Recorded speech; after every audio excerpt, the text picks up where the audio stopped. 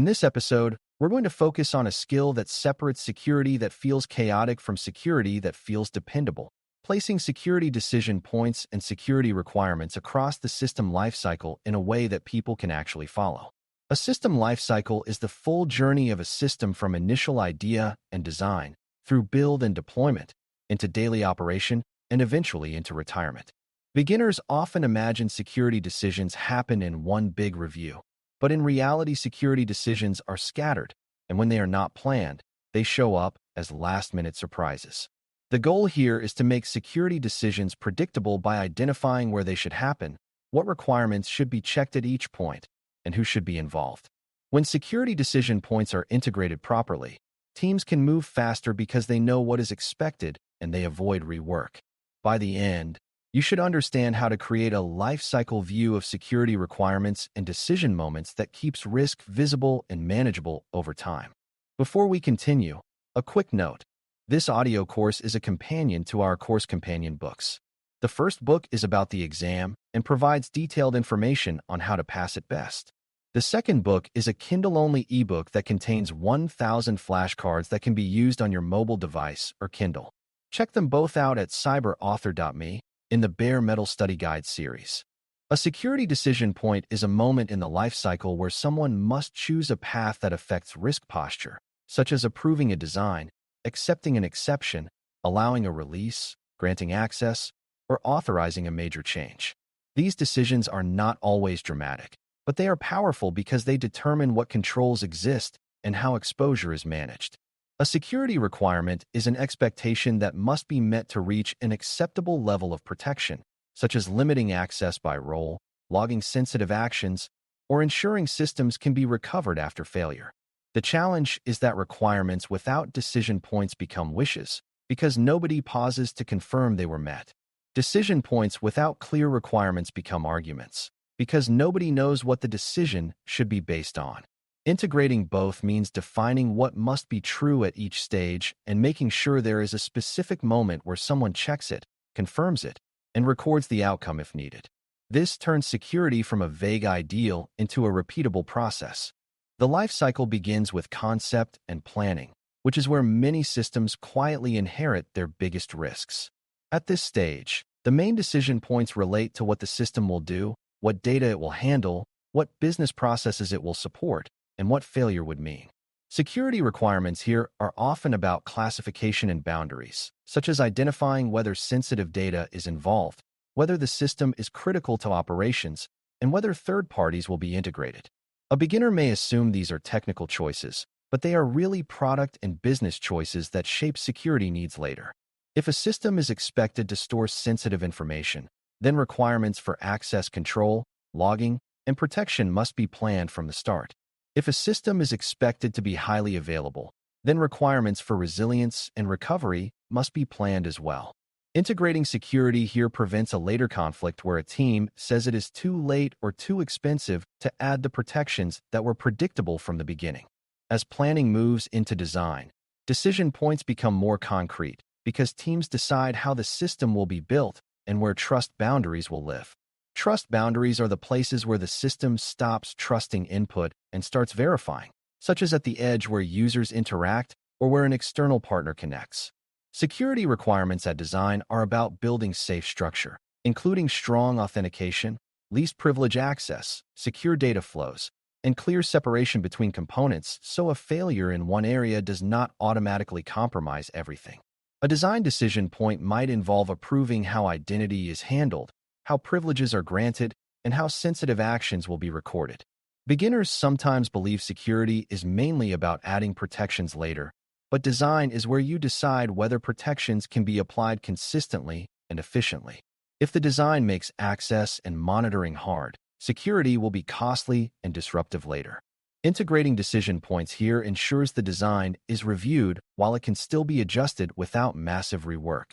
During build and implementation, security decision points shift toward whether requirements are actually being implemented correctly rather than just being planned well.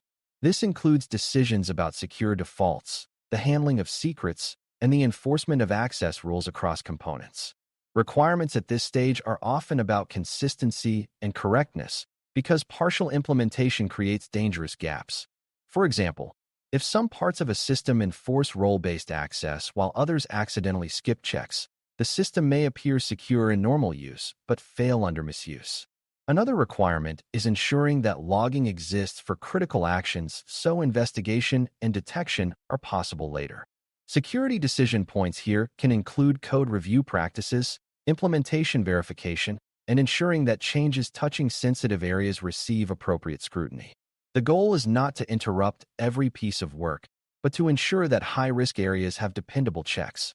When these decision points are planned, they feel like part of quality rather than random security interruptions. Testing is a stage where decision points can be especially powerful because testing turns assumptions into evidence. Requirements at testing include verifying that access controls behave as expected, that sensitive data is protected in expected scenarios, and that error conditions do not create exposure. Testing also checks that monitoring and logging produce the right signals, because a system that cannot be observed is difficult to defend. Decision points in testing involve determining whether security requirements have been satisfied enough to proceed, and if not, whether the remaining risks are acceptable for release or require changes. Beginners often think testing is only about whether features work, but security testing is about whether the system can be misused or pushed into unsafe behavior. Integrating decision points here means security does not rely on hope. It relies on observable outcomes. When teams know what security evidence will be expected, they can build it into test planning and avoid last-minute scramble. Deployment and release is a lifecycle stage that often creates tension because business urgency peaks here. If security decision points are not integrated early, release becomes the moment where security tries to stop the train, which is disruptive and often ineffective.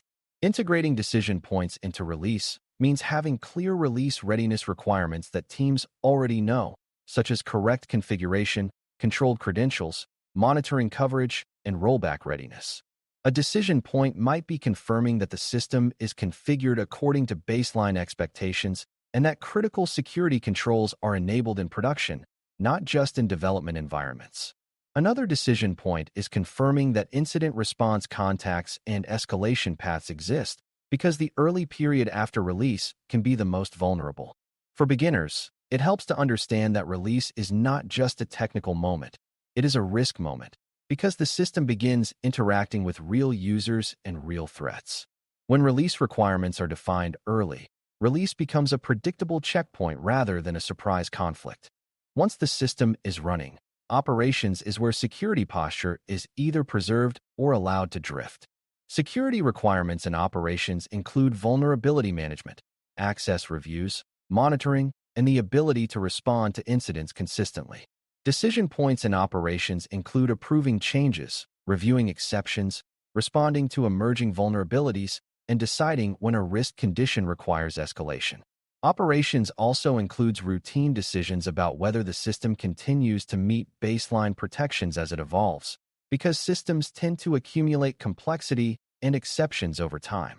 Beginners sometimes assume that once a system is secure, it stays secure, but the real world changes constantly through updates, new integrations, staffing changes, and evolving threats. Integrating security decision points into operational routines helps prevent slow degradation, which is one of the most common ways organizations end up with surprise incidents. The goal is to create regular checks that are frequent enough to catch drift early without creating endless disruption. Change management is a special part of the life cycle because it is the mechanism by which systems evolve, and evolution is where many security failures occur. Requirements for change include evaluating security impact, ensuring that access and data flows remain appropriate, and maintaining monitoring coverage after modifications. A decision point in change management might involve determining whether a change affects sensitive data, increases privilege, or alters trust boundaries, and therefore needs deeper review. Another decision point might involve confirming that a rollback plan exists for high-impact changes, because a change that causes an outage can create security risk through emergency workarounds and reduced visibility. Integrating decision points here prevents a pattern where security is surprised by changes after they occur. It also prevents teams from feeling trapped, because they know in advance what kinds of changes require what level of scrutiny.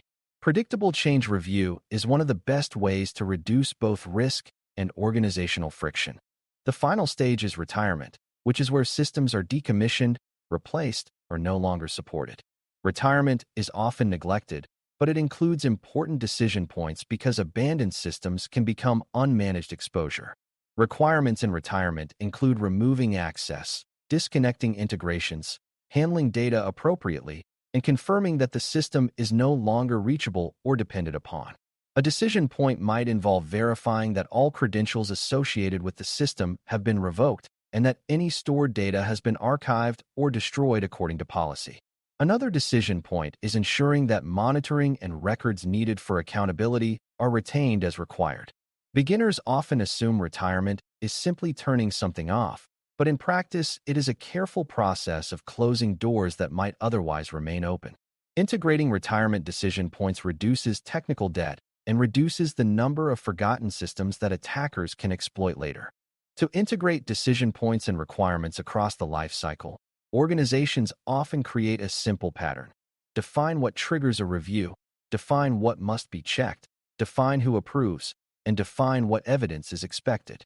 This pattern prevents confusion and prevents conflict because teams know what the process is and why it exists.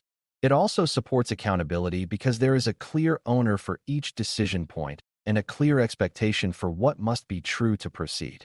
The evidence requirement does not have to be heavy, but it must be reliable enough that the organization can trust the outcome. When evidence is missing, decisions become arguments based on opinion, which creates friction and inconsistent results.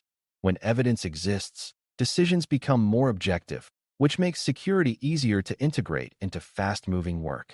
When you step back, integrating security decision points and requirements across the system lifecycle is really about creating a steady rhythm of risk management. Instead of trying to force all security thinking into a single gate, you distribute security thinking to the moments where it can influence outcomes most effectively. Planning and design decision points prevent predictable risks from being built in. Build and test decision points verify that protections are implemented consistently. Release decision points ensure the system enters production in a safe, observable state. Operations and change decision points keep posture from drifting as reality evolves. Retirement decision points close exposure as systems leave service. This is how security becomes part of how systems are managed, not a separate emergency function that appears only when things go wrong. When the lifecycle is handled this way, security execution becomes calmer, faster, and more trustworthy over time. Thanks for listening. For more audio courses, daily newsletters, and more, please visit baremetalcyber.com.